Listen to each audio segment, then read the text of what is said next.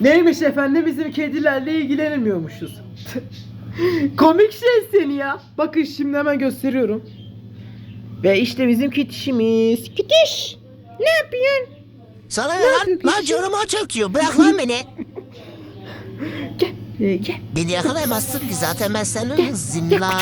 Gel. Kudiç. Doberman'ım benim. Gel. Billi billi billi. Gel. Billi billi billi billi. Billi billi billi billi. Gel. Billi billi billi. Gel. Gel. Gel.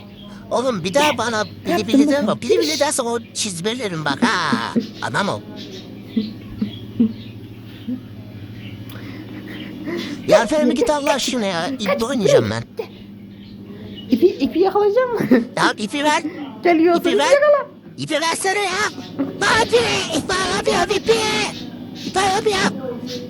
Hadi ver. Ver. Ver. Ver. Gel bakalım. Ver. Gel. Lan seni. Gel şimdi gel. Gel bekle. Hayda bak Bekle, gene alamıyorum bekle. zaten. Sakın ayakla Bekle, vurma. hiç oynama. Sakın. Sakın lan. Bekle, hiç oynama. Ayakla vurma. Lan atma dedim ben sana daha ne diyeyim ya.